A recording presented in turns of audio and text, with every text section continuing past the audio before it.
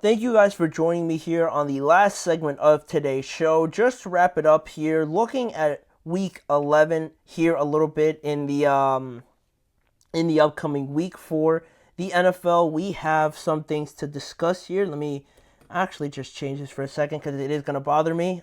Week 11 there. So we have a couple games here to look at. Just not giving previews or predictions or matchups or anything like we typically do, but I thought it would be cool to give a what if scenario in some of the biggest games upcoming for this week in the NFL and talk about what that would lead us to believe or think about these two teams and what we could give our conclusions on if this team wins or if this happens in certain games. So we're gonna go through four of these games and follow that format to end the show here today. So looking at one of the games that I wanted to give a scenario for, we have the Atlanta Falcons playing at the Denver Broncos this upcoming week. A game that is a little bit tricky. You might look at the Falcons and think that they should win this game, but overall, the Broncos are right there with that defense. I think it's going to be a great matchup,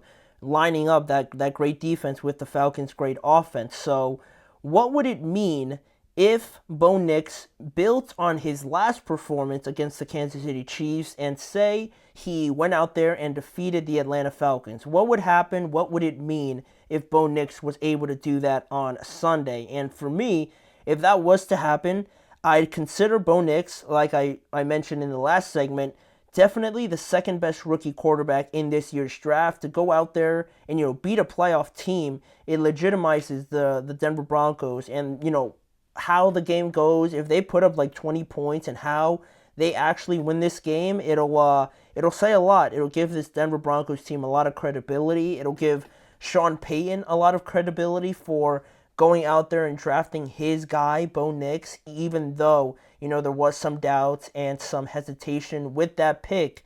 He stuck with it, and right now Bo Nix is piecing it together. He is starting to get it a little bit more, and, what a win it would have been for him to beat the reigning Super Bowl champions in Arrowhead the way that he did. But unfortunately, it didn't work out that way.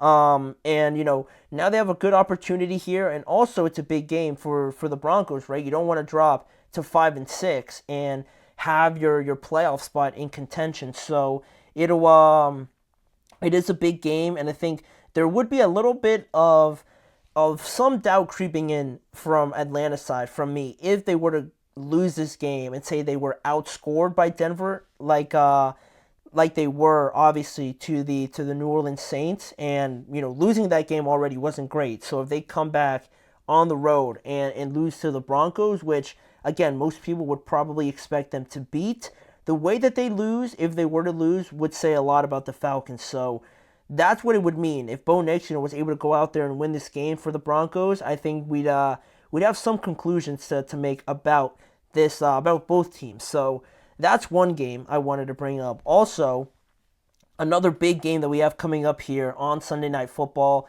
it's between the Bengals and the Los Angeles Chargers. What would it mean if Cincinnati went out there on the road and beat the Chargers, and they went out there, not only beat the Chargers, but they, confidently, convincingly defeated a top-tier defense, in Los Angeles? What would that mean? What would we think about the Cincinnati Bengals in that scenario? And for me, at that point, I'd strongly consider them a playoff team because of the fact that is a great win to go into Los Angeles. And we had our doubts about the Chargers, right? We just talked about it, but they're a great defense. They're very good. And for this Bengals team, for their offense to be clicking right now, Jamar Chase just going crazy like he did last week, their offense we know is potent, but to go in there and put up points against a great defense, and not only that, but it would mean that their defense played a pretty solid game for them to win overall. So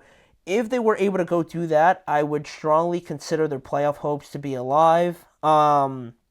It's also a great prove-it game for both of these teams as well. Like I said, you have Cincinnati's great offense to go out and prove how great they are by beating the Chargers' great defense, and vice versa, for the Chargers' defense to go out there and potentially shut down this Bengals defense with Joe Burrow playing at an MVP level, Jamar Chase leading the NFL in receiving yards.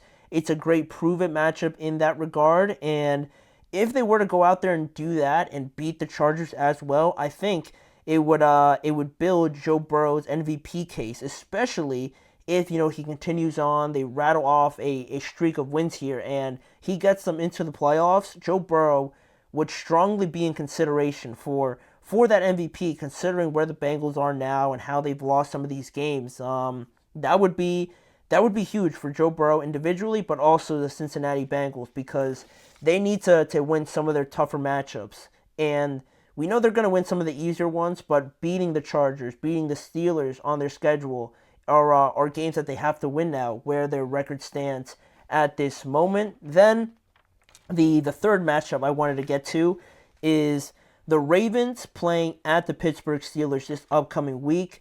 My pick for the best game on this week, that's the game I'm really looking forward to outside of just my fandom. They have two great records, two teams with fantastic records, great offense, great defense. It's a rivalry game. It's a divisional game, especially in the AFC North.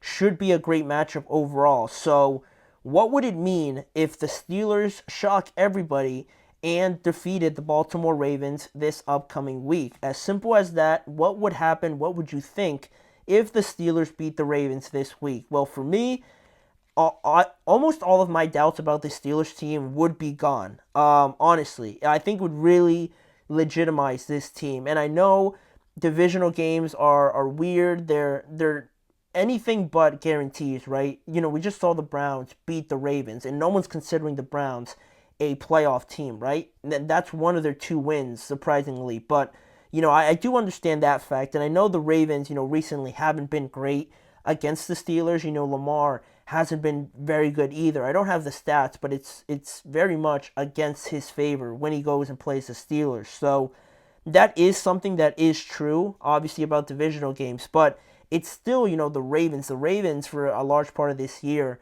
have had an offense just as much of a juggernaut offense as anybody would ever describe, with Derek, with Lamar having his best year yet, and he's already won 2 MVPs, and he's playing even better.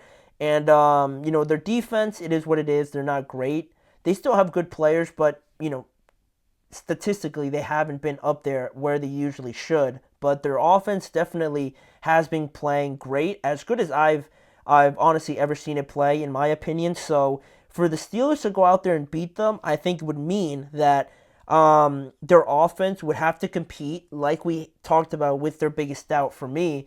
They would have to compete and go point for point, usually with the Baltimore Ravens, and their defense would have to step up and stop this potent offense for the Baltimore Ravens, or at least hold them to field goals. A lot easier said than done. So it would mean that all those things would have to happen. And if they were to go out there and beat the Baltimore Ravens, not only is that a huge win, but it directly helps their case for winning the division. At that point, I would think that they were going to win the division if they're able to beat the Ravens this upcoming week. I would even consider the Steelers conference championship contenders, really. They could be able to go to the conference championship, where as up till now, I think they could win a playoff game. I really do think that, but can they get past, the Bills or like the Chiefs or something? I don't really know that yet. But if they were to beat the Ravens, one of the best teams in the NFL, I think it would mean that I would have to consider them amongst some of the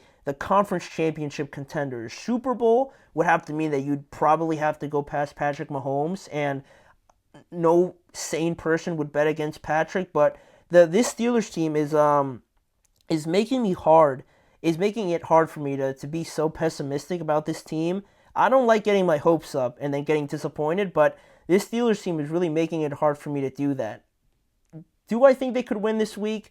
It's a possibility, but we're going to get to the game picks tomorrow. But for right now, if the Steelers were to win, it would legitimize everything that they've done up until this point, basically. So that's the third game. And the other big game that we have this week, the last game that I wanted to talk about, is the Chiefs visiting the Buffalo Bills. And what would it mean if the Buffalo Bills ended the Kansas City Chiefs' perfect season and they gave them their first loss of the year if the Bills were to win. What would it mean if they were able to do that? I think I think Josh Allen locks himself into being a top 2, if not the favorite, for the MVP. Considering the fact that Amari Cooper might not play and Keon Coleman also might not play, and Josh Allen is still able to win, he would be the only one, the only team to beat this juggernaut Chiefs team that is still undefeated. If he's able to do that with 2 of his biggest weapons not playing, also Dalton Kincaid might not play either, that is a huge, swing in the MVP conversation. And I don't want to discredit Lamar, obviously, but there is some, voter fatigue there. I don't think a lot of people realistically want to see Lamar win again. There is that factor, obviously. So if Josh Allen was to go out there and do that, definitely a favorite, if not number 2 at worst, in that MVP conversation. Also, you can argue that Buffalo, at least with a win, is the best team in the AFC, depending on how they win, of course, if there's any controversy. But if they're able to win handedly, you could at least have the discussion of whether or not the Bills are the best team in the NFL, or in the AFC, I'll say, in the AFC. If they go out there and beat the Chiefs and gave them their first loss, I think you could at least have that conversation, certainly, after a result like that. And also what it would mean for the Chiefs, it wouldn't be like a full panic, like, oh my God, they lost the game. Like, they're still going to be 9-1. No one's going to panic, but I think it would be a good, call of attention for this Chiefs team if they were to go in there and lose. And the way that they lose, I think it would kind of kick them into place and kind of get them a lot more serious about addressing maybe some of their biggest flaws or some of the things that they still need to work on. But yeah, I think it would be a huge win, really more so than not, for the Buffalo Bills, and really for them just to kind of shake off the feeling that they can't beat Patrick Mahomes and this Chiefs team. They've been on the wrong end of results recently, so if they're able to shake that and give them their first loss, it'll give them the utmost confidence now in the playoffs to know that they can beat this team and do it at home. I think it would also give more incentive for them to go out there and try to get home field advantage and, compete for that, and knowing that they could beat Patrick Mahomes and this team. It'll be huge for them, basically. But we're not going to give my thoughts on it yet. Of course, the game picks will be tomorrow. But that wraps up not only this last segment, but the entire show. I want to thank you guys for joining me today on the Chip Shot Football Podcast.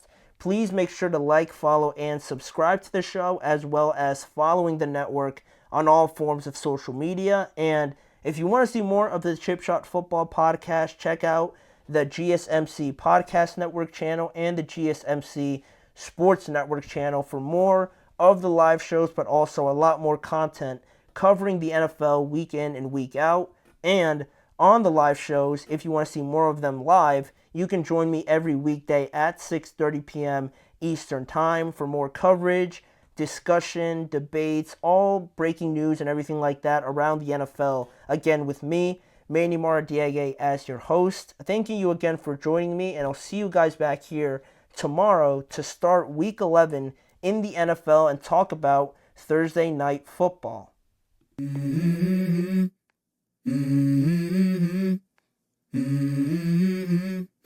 Let's go. I wake up to a little bit of drool on my pillow, feel like it's gonna be a bad day. Yeah, I'm tired of shit, and the coffee ain't hit yet, damn, ain't that great. I don't wanna go to